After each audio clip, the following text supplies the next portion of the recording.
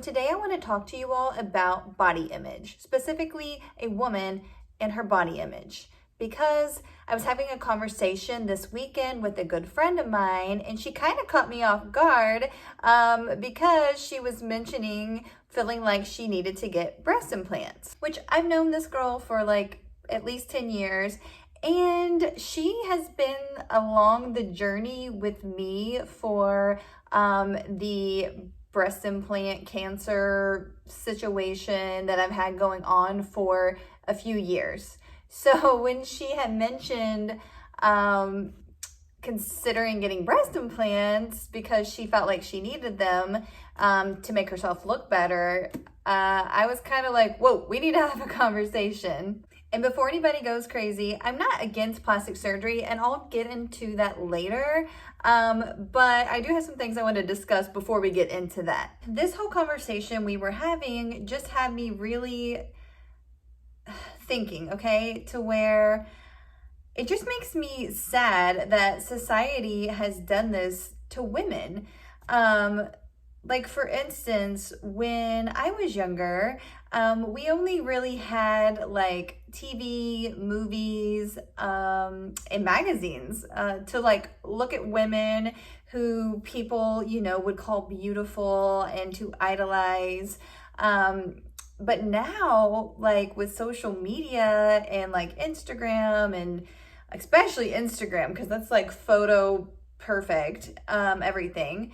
I could only imagine how hard it is for our youth because they're seeing these photoshopped images all day, every day of how to be, how to look, how to act, what's in, what's out. God, it's hard. It just blows my mind.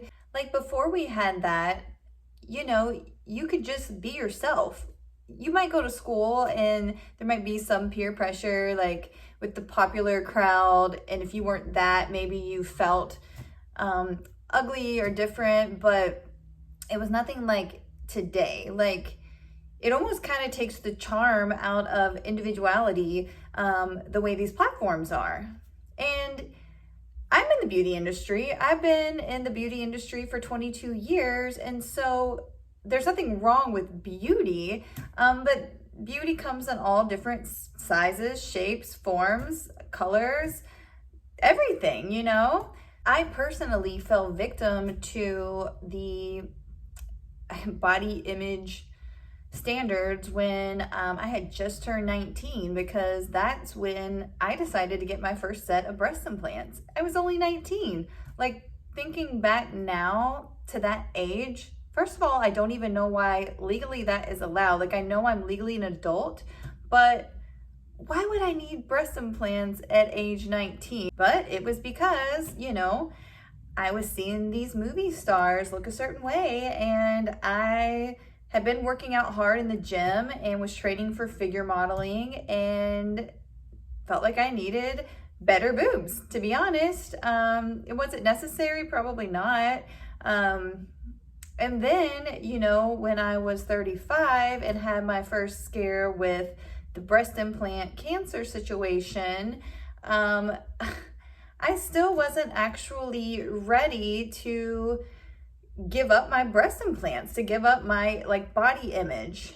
Even though the implants I had in were causing people to have cancer, I still wasn't actually ready for that. In my brain at that time, I was thinking, you know what, I could probably get like another like 20 years out of this next set. And then after that, I could just take them out, And so when I went and talked to the plastic surgeon, whenever I started getting the breast implant cancer symptoms, of course, he was telling me exactly what I needed to hear, that, those were dangerous textured implants and that they have like safer, smooth implants, that you won't have to worry about that. So naturally, he was saying what I needed to hear, and I was like, great, yes, I will definitely take safe breast implants. That sounds good to me. And then I can still look good and have safer implants.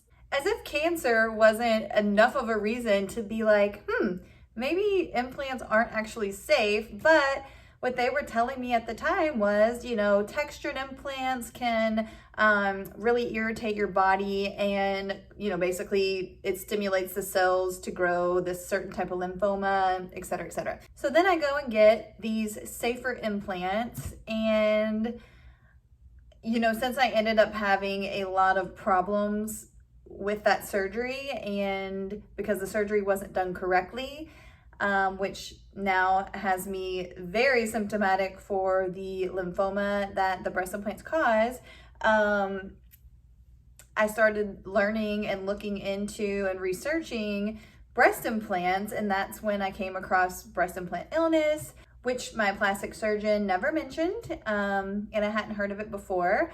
And so then I started researching that and was just kind of like, what are you doing, Carrie? Like, what are you doing? Like, why are you doing this to yourself? Like, look what you've kind of put yourself through, just to have a certain body image. So then last night I was checking my Instagram and seeing that this girl named Sophia Baradas, I think that's how you say her name. Definitely check her out on Instagram. She just had breast explant surgery done with the surgeon I'm scheduled with, and she had a really amazing Instagram post, and I would like to share that with you guys. Okay, I'm gonna read this to you guys from her Instagram post. She poses the question, are my implants making me sick? Yes, they are foreign objects made up of aggressive chemicals and silicone implanted above our heart and lungs. The next question, why am I sick and some of my friends are fine with implants? Eventually, they will become sick as well. It is not a matter of if you will get sick, it is a matter of when you will get sick, as breast implants cause endocrine disruption and immune system dysfunction and steadily deteriorate in our bodies from the first day of implantation. And silicone particles, toxic and carcinogenic chemicals, and heavy metals in the silicone damage your body glands, organs, and good health processes. All types of breast implants cause illness. None are safe, and especially not the cohesive gel implants which contain very aggressive chemicals and heavy metals. The next question, is there a test I can take to prove it's my breast implants causing these health issues? No, a massive indicator is having a widespread of testing and all results coming back normal. We definitely don't feel normal. Thermography is an accurate way to see the inflammation surrounding your implants. So I guess that's something you can do now. And then the last question she poses is, will I heal if I remove my implants? Absolutely you will. This takes time. None of us got sick overnight, and none of us will heal that way either. The healing journey is a marathon, not a sprint. Remember this after you explant. Give your body time to heal. This can take months and sometimes for some even years, depending on how sick you were and how you go about detoxifying after your surgery. And I'll definitely say that when I had my implants switched out, after I recovered, for a few months, I felt like some of the horrible fibromyalgia type of symptoms lessened for a little bit, but it didn't last. So I do feel like when the ruptured implants was taken out, my body kind of had a little bit of a breather, but then I could definitely tell as time went on and as the years have went on, I've started to decline again.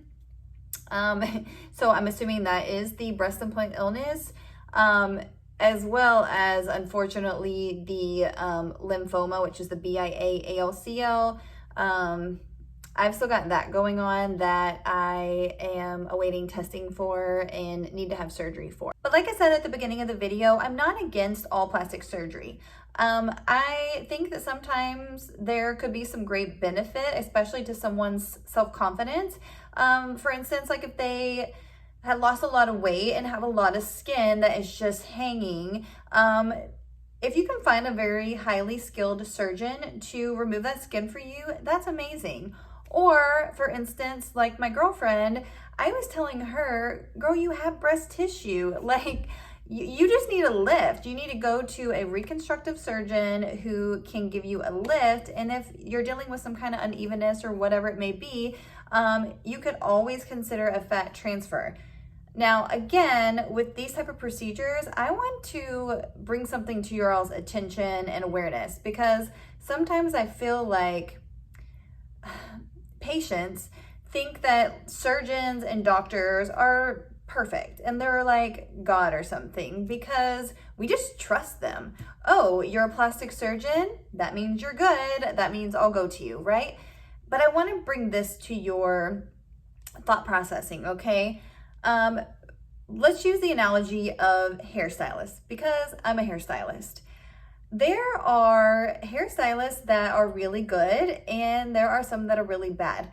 There are hairstylists like that might be really good at men's cutting, and there might be someone that is good at that and then terrible at coloring hair. Or there could be someone good at cutting women's hair but suck at coloring the hair. There's always that combination. So the same thing goes for a plastic surgeon. Just because it's a plastic surgeon doesn't mean that that person is actually good at everything, yet these surgeons do it all. They advertise that they do it all, and sometimes doing it all is not a good thing. So if you were going to hire a plastic surgeon for, say, like some breast reconstruction, I would try to find the most highly skilled breast reconstructive surgeon for that. Or find someone for tummy tuck that is specialized in that area. And try to find real people, real referrals. Because like for me, I had no idea that the guy I selected this last time had a bad rep, but he did. After I had my situation with him, I came across multiple women who knew someone or personally had something done by him that was bad, that was botched, and they were screwed, because it's not like a hair service. When you get a hair service done, it's only going to cost sometimes under $100 or maybe a few $100s. That's not usually going to make or break you. And usually a hairstylist will work with you on a refund or fixing it. But when it comes to plastic surgery, you need to keep in mind you're spending tens of thousands of dollars, and usually these surgeons are not going to redo their work. And if they screwed up, you probably don't want them to redo their work. And you're going to be out the money. So you're going to have to come up with that money again. So women end up spending, $30,000, $40,000, $50,000 on breast implants or whatever over the course of their life. And depending on where you live, it could be a lot more than that. So that's just something to keep in mind. Sorry if that was like a rant, but people just don't think about that. And I want to be honest with you guys. I'm sure when I have my breast explant surgery, it's going to be strange, and it's going to take some while to get used to my new appearance, my new beauty. And that's okay. Like, I am mentally preparing myself for that, and I'm going to find a way to still make myself feel sexy for what I'm working with. I am going to go to a really amazing plastic surgeon, Dr. Rankin in Jupiter, Florida. And, I'm sure he's going to give me the best version of me that we can work with at that point. And I'm just going to learn to be happy with it and love it and choose to make myself still feel good. And so with that being said, I just wonder, like, is there a way us women can come together and create like a new body image concept?